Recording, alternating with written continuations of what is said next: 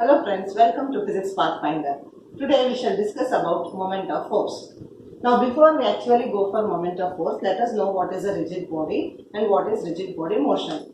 A rigid body is one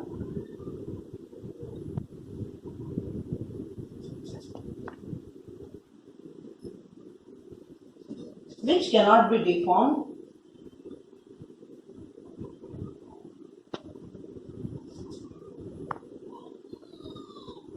even on the application of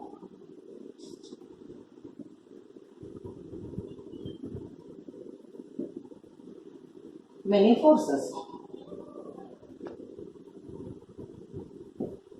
So a rigid body is one which cannot be deformed even on the application of many forces. The meaning of deformed is to change the shape.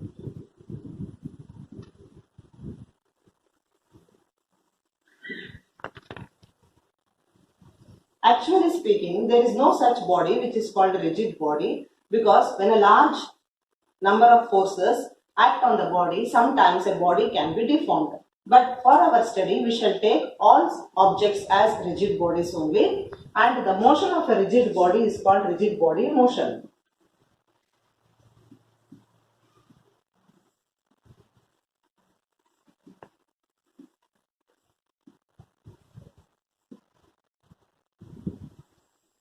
Examples for rigid body, you can take a ball or a block of wood, a lamina. All these are considered as rigid bodies. Now, whenever a rigid body is acted upon by a force, I have a rigid body, when it is acted upon by a force, then this rigid body can have two types of motion. One is linear or translational motion.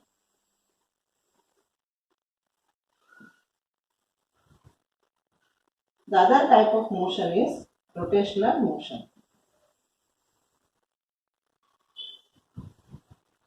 So, when you apply force on a rigid body, two things can happen, two types of motion can take place. One is linear or translational motion, the other one is rotational motion. For example, when you throw a ball, then what happens? When the ball is moving, all the particles which are present in the ball moves with the same velocity and in the same direction. This is called translational motion. You should remember that if the rigid body is free to move, if it is free to move, then the rigid body will have linear motion or translational motion. But if the rigid body is supported or pivoted at a point or along an axis,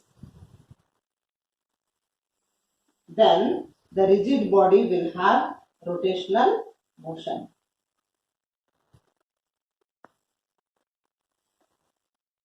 So this is very important.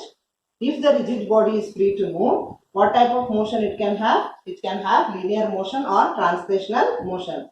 If the rigid body is pivoted at a point, pivoted means if it is supported at a point or it is supported along an axis, then it will have rotational motion. Let us consider this. I have a ball, a rigid body, a force is applied on the ball, then the ball will have linear motion or translational motion. So here you must note that the ball is not supported, it is free to move. Whereas if you consider a disc which is supported at a point O, and if you apply force on the disc, then the disc will not have translational motion, but it will have rotational motion. Now in which direction the disc will rotate? The disc will rotate in clockwise direction. At the same time, suppose if you apply the same force at the other end, then you can rotate the disc in anti-clockwise direction. So in these two cases we know that the rigid body is not free to move, it is pivoted at a point O. Even you consider, if you consider a door,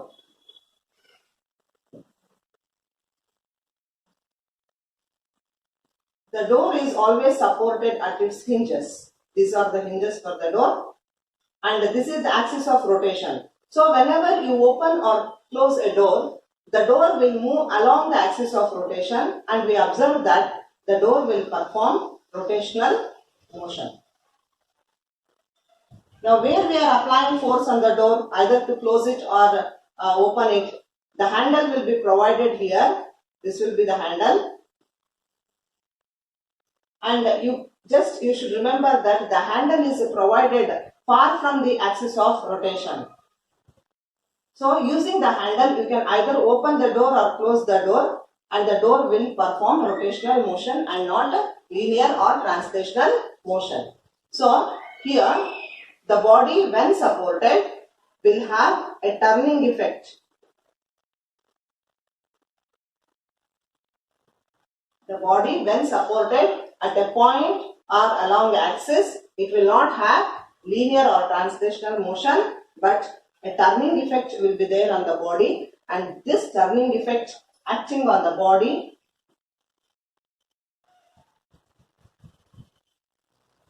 is called moment of force,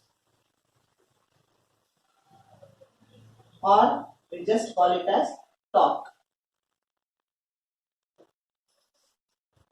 And this moment of force, that is turning effect on a body, depends on two factors.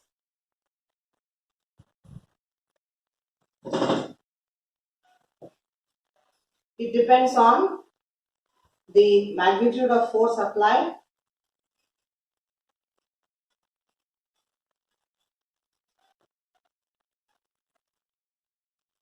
and perpendicular distance from the point or axis of rotation.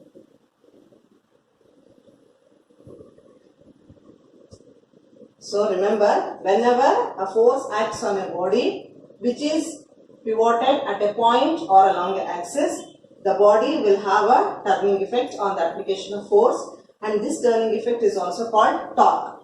The turning effect depends on two factors. One is magnitude of force applied, and the other is perpendicular distance from the point or axis of rotation. Therefore, moment of force can be mathematically expressed as product of force and perpendicular distance. So if you consider force as F, perpendicular distance as D, then moment of force is equal to product of F and D. This formula you have to remember. Now coming to the units of moment of force. Force is measured in newtons and distance is measured in meters. So the units for moment of force will be Newton meter. If you consider the opening and closing of the door, we always observe that the handle for the door is fixed at the free end of the door and not near the hinges. Now why it is so? Because as you increase the perpendicular distance from the axis of rotation, now this is the axis of rotation of the door.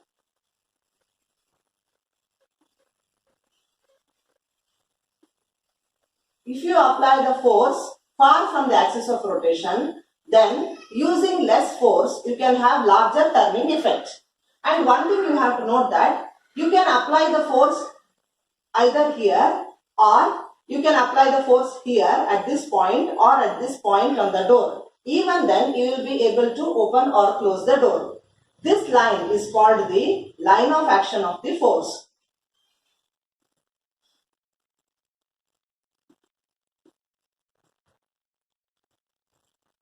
Now always remember that as you apply more force, then turning effect will be more. So larger the force, more is the turning effect.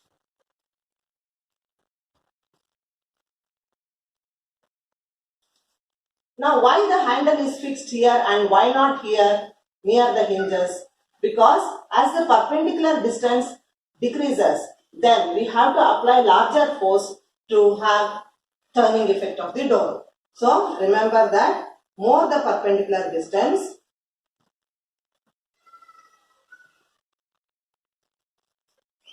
less is the force required to have turning effect.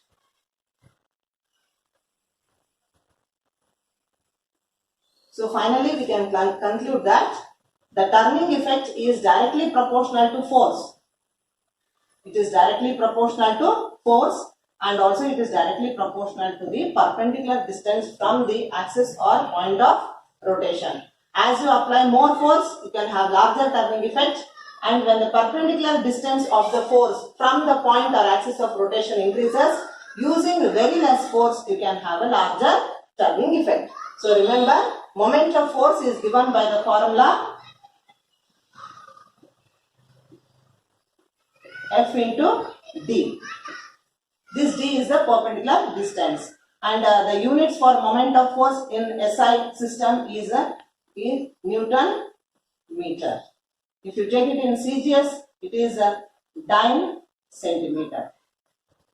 So this is about moment of force. Now consider this disc which is pivoted at a point O. Suppose if you apply force here at this point on the disc, then as I told earlier, the disc will not have translational motion, but it will have rotational motion. In which direction the disc will rotate? This disc rotates in clockwise direction. So at the same point, on the other hand, if you apply force on the disc at this point, then the disc starts rotating in this direction. Now this is clockwise direction, this is anti-clockwise direction. So it all depends on at what point you are applying the force. So you can have clockwise moment of the force or anti-clockwise moment of the force. If you want to have anti-clockwise moment of force, you have to change the point of application of force. Now this point what I have shown here, this is the point of application of force. Depending on the point of application of force, the body can have clockwise rotation or anti-clockwise rotation. So today we have discussed about moment of force and the formula to calculate moment of force. In my next video, I will continue in detail about moment of force and some problems based on moment of force. If you like this video, please like, share and subscribe my channel. Thank you.